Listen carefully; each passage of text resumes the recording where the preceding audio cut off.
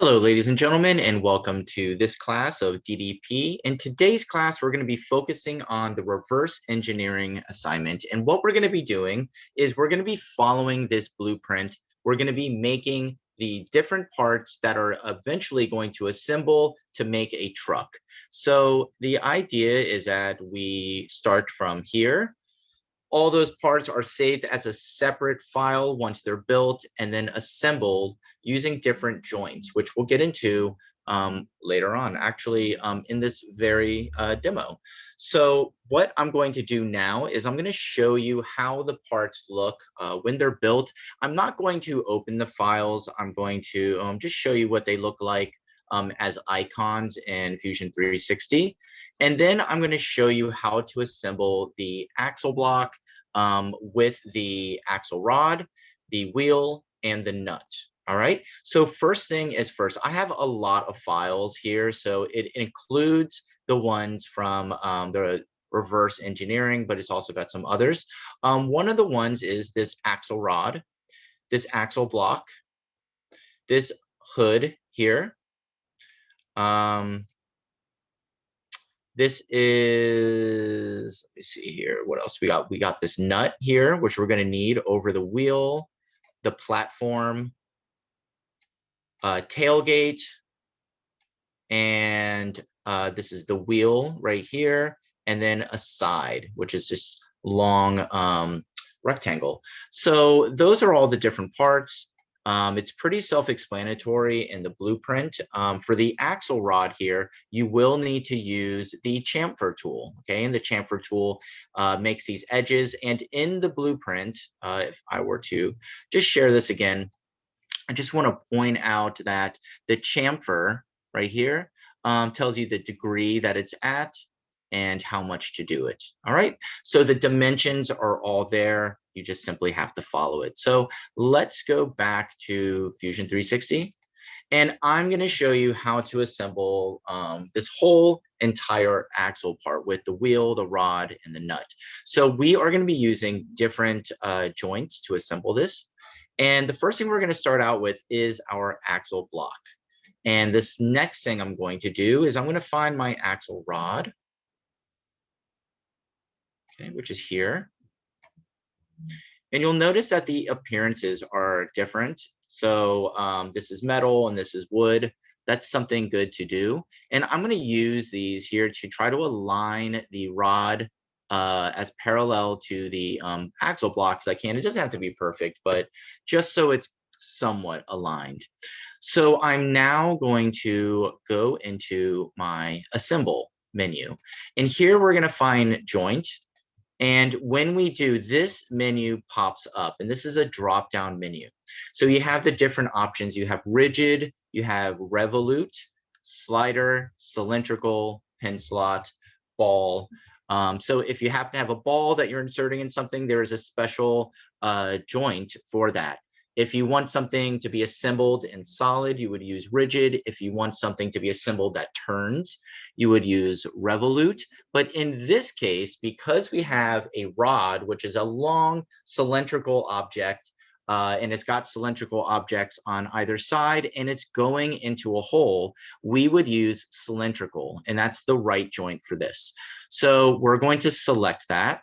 And when one part goes sort of glass, as I call it, then it wants you to select something from the other object. So the first thing we do is in this drop-down menu, we're going to hit select, and that's going to tell Fusion 360 that we're now going to put our first target on it.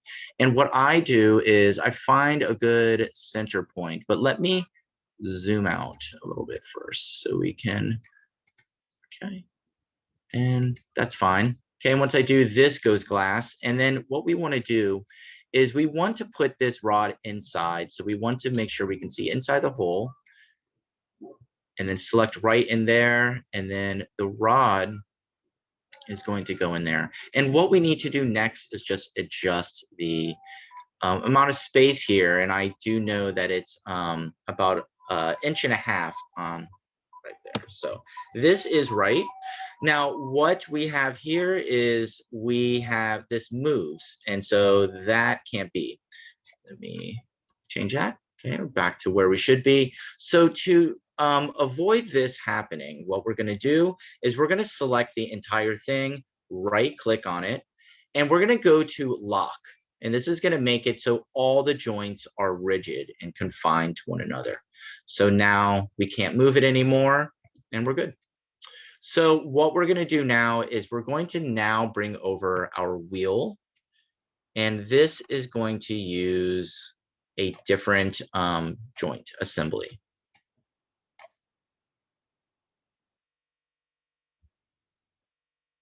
Okay, so I'm going to drag this over here.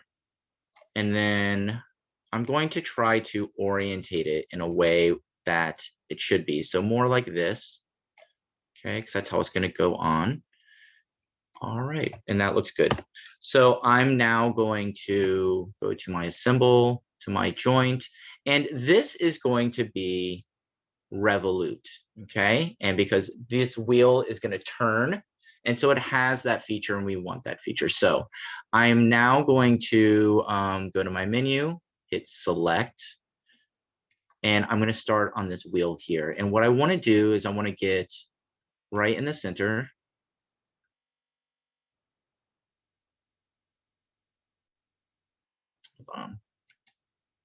I think I got the center, but I'm not sure. So I may have to redo this. I'm going to get the rod as the second part. And I just waited for the rod to light up, the whole rod. And as you can see, this turns, and we're just going to hit OK.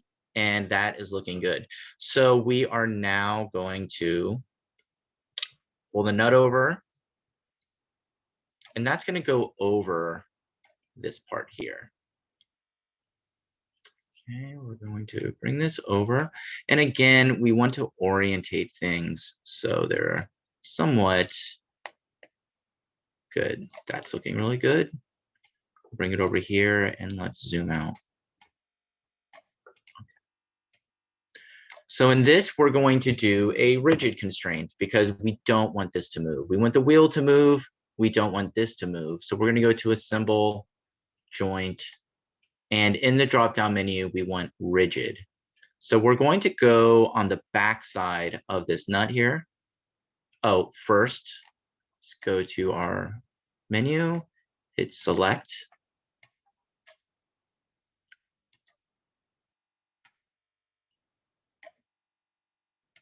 Right in the center. Now, that is great. It's placed there, but is it completely over it? Let's take a look. It does appear to be, actually, no, it's not. So what I'm going to do is I'm actually going to bring that down. Perfect. So that's a minus 0.10. Set that. And this is the way our axle should look. All right. So I will do the other side real quick, and then that'll be our first video.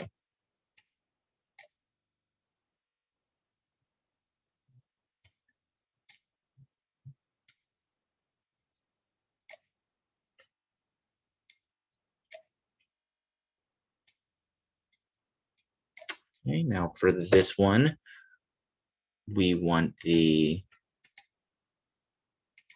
revolute. We're going to hit select.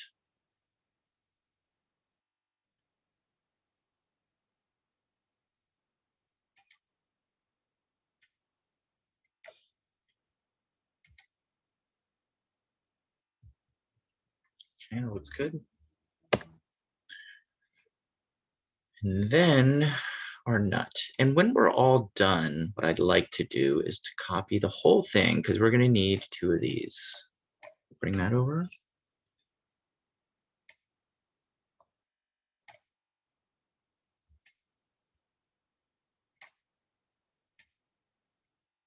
Okay, good.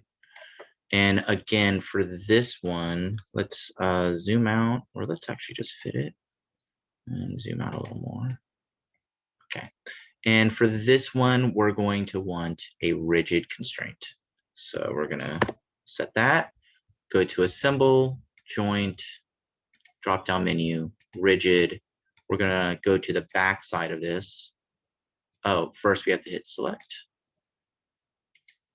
Okay.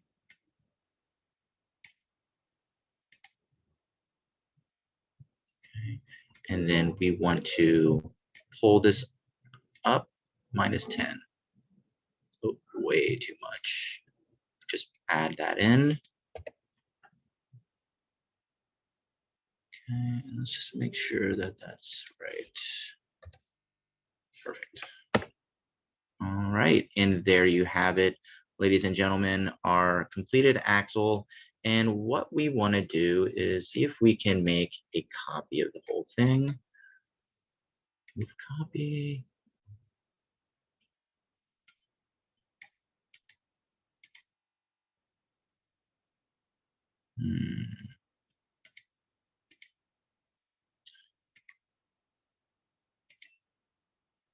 Okay, let's see. This looks like it's just doing all of that. So I'm gonna see if we can't. Nope. Nope. All right. So we may have to build each axle one by one, and that's okay. Anyways, this is how you put it together, and this is the end of the first video. In the next video, I'm going to assemble the entire thing. Okay. So what you can do with this one is make sure you save it as is, so you could always just pull a second one on without having to move or copy it. So you could save this as completed axle block, and then once in your assembly, you can pull as many as you want into your design. So that concludes the first video, and I'll see you at the next one.